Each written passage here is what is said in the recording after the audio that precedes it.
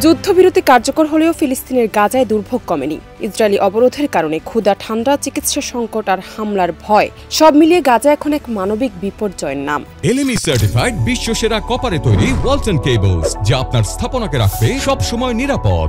সংস্থাগুলোর হিসাব অনুযায়ী এক মাসে অন্তত 236 ফিলিস্তিনি নিহত এবং 6 শতাধিক আহত হয়েছেন। গত 24 ঘন্টায় 3 জনের মৃত্যু এবং ধসে পড়া ভবন থেকে আরও 3 জনের মরদেহ উদ্ধার করা হয়েছে।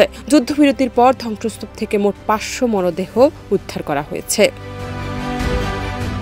ইসরায়েলি প্রধানমন্ত্রী দপ্তর জানিয়েছে, রেড ক্রসের মাধ্যমে 3 জন ইসরায়েলি বন্দীর মরদেহ ফেরত এসেছে। তবে ফিলিস্তিনিদের মরদেহ বিনিময় এখনও চলমান।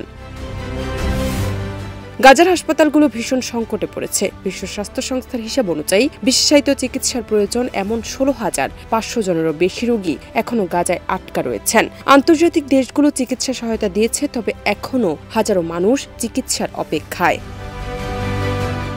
শীত আশায় বাস্তুচ্যুত মানুষরা ধ্বংসস্তূপ এবং কাদা দিয়ে অস্থায়ী ঘর বানিয়ে জীবিকা চালাচ্ছেন। তারা জানাচ্ছেন, ছাদ, আসমান এবং ফাঁকফোকরের কারণে পানি ঢোকে। জাতিসংঘ উন্নয়ন কর্মসূচি মনে করিয়ে দিয়েছে, নির্মাণ সামগ্রীর অভাবে মানুষকে প্রাচীন পদ্ধতিতে আশ্রয় গড়ে বেঁচে থাকতে হচ্ছে। সহায়তা না পেলে শীতের সঙ্গে মানবিক বিপর্যয় আরও ভয়াবহ হবে।